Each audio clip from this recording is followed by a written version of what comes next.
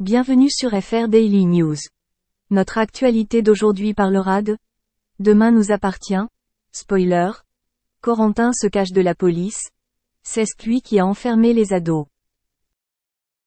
Corentin est vivant mais se cache de la police dans l'épisode Demain nous appartient diffusé le vendredi 10 novembre 2023 sur TF1, tandis que le retour de Sarah à 7 met en lumière le conflit avec Roxane.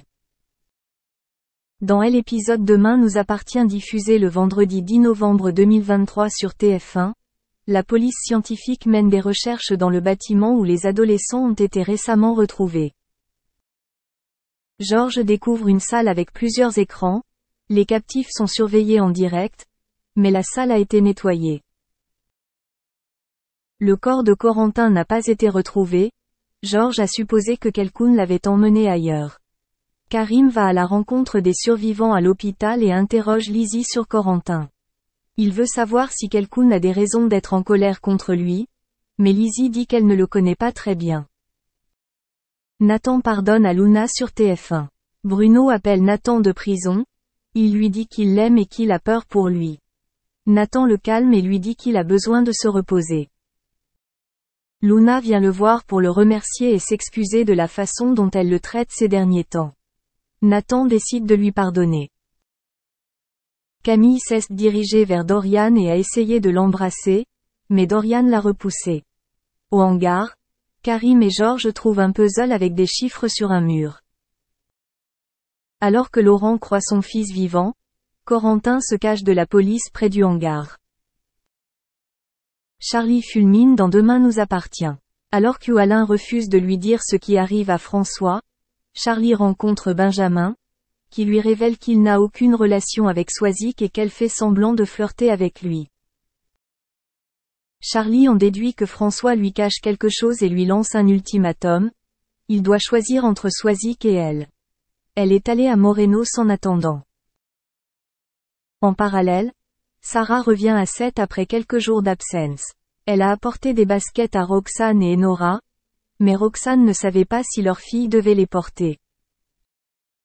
Sarah convainc Roxane de la laisser les porter pendant un moment, mais lorsqu'elle arrive au Spoon, Loon 2 a disparu. Merci d'avoir regardé et à la prochaine vidéo. N'oubliez pas de vous abonner à notre chaîne. En attendant, faites-nous part de vos commentaires dans la section commentaires ci-dessous.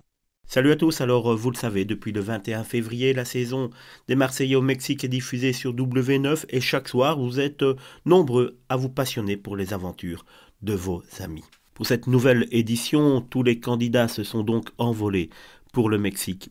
Une occasion rêvée pour Maëva Guénam de retrouver tous ses copains. Récemment interviewée par Télé2 Magazine, la jolie brune s'est confiée sur ses retrouvailles avec tous ses fratés et surtout avec Greg Yega.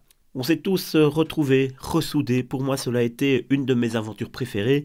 Évidemment, elle ne va pas dire le contraire. Peut-être dans quelques mois qu'elle nous dira que c'est une des aventures les pires de sa vie. Mais pour l'instant, en tout cas, elle nous dit qu'elle a super bien aimé cette nouvelle aventure au Mexique. On a retrouvé notre complicité. Grâce aux comédiens, notamment, je suis trop contente. J'ai adoré cette saison. Vraiment, j'ai tout regardé, dit-elle. Plus heureuse que jamais. L'ancienne amie de Carla Moreau a aussi évoqué sa relation fusionnelle avec Greg Yega. Elle explique « Avant cette aventure, j'appréhendais beaucoup. Avant le tournage, on se parlait quasiment plus. Il avait été en couple et cela devenait très compliqué. Il y a eu beaucoup de tensions entre nous. Sur cette aventure, j'ai toujours beaucoup d'appréhension, surtout qu'on ne s'adressait plus la parole avant d'arriver là-bas. Alors au début, on ne sait pas